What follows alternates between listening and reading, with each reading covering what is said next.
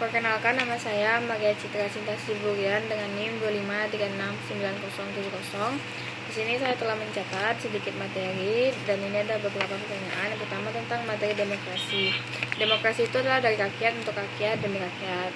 Asal kata itu dari domos yaitu rakyat, kratos yaitu kekuasaan, di mana setiap masyarakat memiliki hak suara tanpa diskriminasi. Jenis-jenisnya itu berdasarkan ideologi dan praktik, ada demokrasi liberal, demokrasi sosial, demokrasi Pancasila, demokrasi terpimpin. Pertanyaan saya mengenai demokrasi itu, menurut kalian, di tengah maraknya hoaks dan polarisasi di media sosial, bagaimana nilai persatuan dan kerakyatan dalam demokrasi Pancasila bisa bertahan? Apakah kebebasan berpendapat justru bisa menjadi senjata untuk merusak demokrasi itu sendiri jika tidak dibatasi oleh etika hukum? Selanjutnya yaitu materi tentang konstitusi. Pengertian konstitusi sendiri itulah hukum dasar yang mengatur sistem pemerintahan. Konstitusi itu keseluruhan sistem dasar negara. Konstitusi itu membatasi kekuasaan pemerintah, prinsip kedaulatan rakyat, dan berlakunya Undang-Undang Dasar 1945. Konstitusi bersifat dinamis, berkembang sesuai rakyat. Fungsinya itu pedoman, pembatas kekuasaan pemerintah, dan jaminan hak-hak suara. Konstitusi mencegah penyalahgunaan kekuasaan tujuan negara dalam undang-undang dan pembukaan undang-undang dasar. Kedudukan konstitusi dalam HTN yaitu hukum tertinggi dalam hierarki, ditegaskan dalam Undang-Undang Nomor 12 Tahun 2011.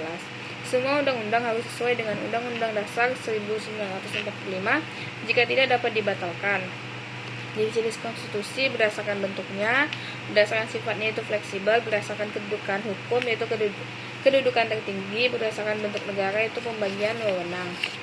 Kedudukan dan fungsi Undang-Undang 1945, semua aturan tertulis sesuai dengan Undang-Undang Dasar 1945. Kalau ada yang tidak sesuai maka masyarakat bisa menuntutnya. Pertanyaan saya tentang konstitusi, jika tanpa adanya konstitusi, kira-kira apa yang paling mungkin terjadi pada hak-hak pribadi kita, yaitu hak bicara misalnya atau hak milik? Kenapa penguasa perlu dibatasi kalau tujuannya memang untuk menyejahterakan rakyat? Selanjutnya adalah materi hukum tata negara, yaitu sekumpulan peraturan yang mengatur organisasi negara, hubungan alat perlengkapan negara, baik vertikal dan horizontal. HTN itu pembagian kekuasaan, prinsip kedaulatan rakyat, dan hukum organisasi. Objek kajian hukum tata negara itu adalah konstitusi atau undang-undang dasar, prinsip-prinsip dasar ketatanegaraan, struktur dan hubungan antar lembaga, kewarganegaraan, dan hubungan negara dengan warga negara. Sumbernya itu adalah material, Pancasila, kondisi sosial atau kemasyarakatan, dan kekuatan politik.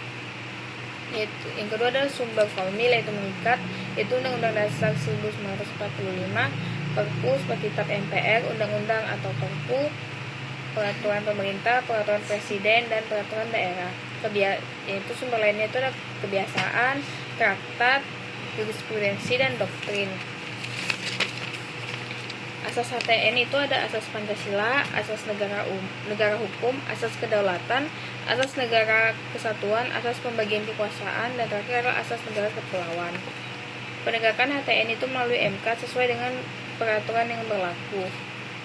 Perkembangan HTN itu dari hukum adat, kemudian ke hukum Hindia Belanda, hukum tentara Jepang, hukum tata negara Indonesia, masa Undang-Undang Dasar 1950, Orde Lama, hingga Orde Baru sampai masa reformasi. Pertanyaan saya tentang hukum tata negara. Jika partai politik pendukung pemerintah mendominasi kursi legislatif atau DPR, apakah fungsi checks and balance masih bisa berjalan efektif atau hanya akan menjadi tukang stempel bagi kebijakan eksekutif? Apa konsekuensinya bagi perlindungan hak warga negara? Selanjutnya adalah sistem pemerintahan. Itu tentang pentingnya konstitusi, penjamin hak asasi manusia. Konstitusi itu dasar.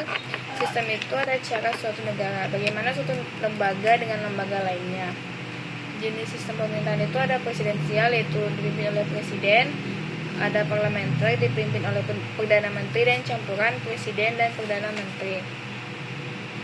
Checks and balance, bagaimana pengawasan antar lembaga. Dengan DPR membuat undang-undang pengawasan kebijakan pemerintahan. DPD itu perwakilan daerah di tingkat nasional, pengawasan kebijakan pemerintah yang berdampak langsung kepada daerah. presiden adalah implementasi undang-undang terhadap rakyat. Pertanyaan saya tentang sistem pemerintahan. Menurut Anda, apa yang bakal terjadi kalau presiden dan DPR sering tidak akur dalam membuat kebijakan? Apakah sistem pemerintahan kita punya jalan keluar biar roda negara nggak macet? Sekian, terima kasih.